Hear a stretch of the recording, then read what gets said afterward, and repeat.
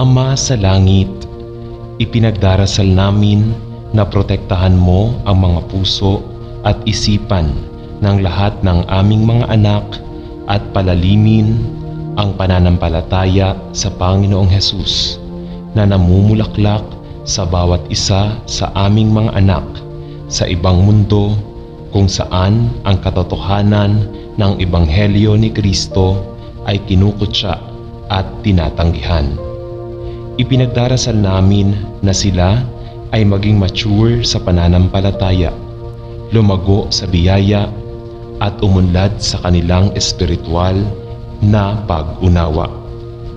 Ipinagdarasal namin na sila ay maging kasangkapan upang manindigan sa kanilang pananampalataya, gumawa ng matalinong mga pagpipilian, mamuhay ng isang buhay na nakalulugod sa iyo, at sapat na kagamitan upang magbigay ng sagot sa pag-asa na mayroon sila kay Kristo.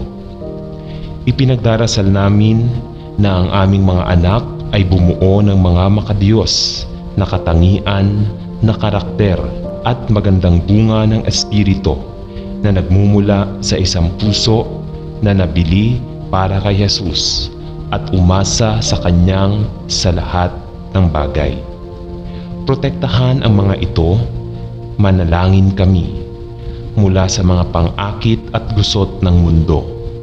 At hinihiling namin na ang mabuting gawain na iyong kinalulugdan na magsimula sa bawat buhay at matatapos sa araw ni Kristo Jesus sa iyong papuri at kaluwalhatian. Ito ang tinatanong natin sa pangalan ni Jesus. Amen. Ama sa langit, kung paano ko pinupuri at pinasasalamatan kayo na sa biyaya sa pamamagitan ng pananampalataya, ako ang iyong anak. Salamat na ako ay nakaposisyon kay Kristo at inilagay sa pagkakaisa sa Kanya. Sino ang totoo at buhay na baging?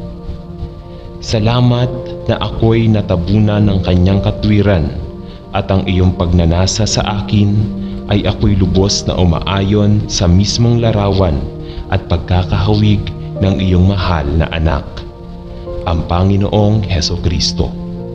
Habang ako ay nananahan sa Kanya at siya sa akin, upang ang Kanyang katangian at kalikasan ay unti-unting mabuo sa akin.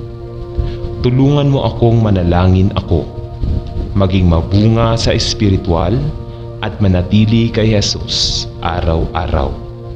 Salamat na bilang makalangit na hardinero ay magiliw mong pinuputol ako sa pamamagitan ng katotohanan ng iyong salita at hinuhubog ako sa taong gusto mo sa akin. Putulin ang anumang bagay sa aking buhay na humahadlang sa aking espiritual na paglago at tulungan akong matutunan ang mga aral na itinuro mo sa akin at tulungan mo akong matuto upang ako'y lumaki sa pagkakahawig ng Panginoong Hesus at magbunga ng maraming bunga sa iyong kapurihan at kaluwalhatian. Sa pangalan ni Jesus. Amen.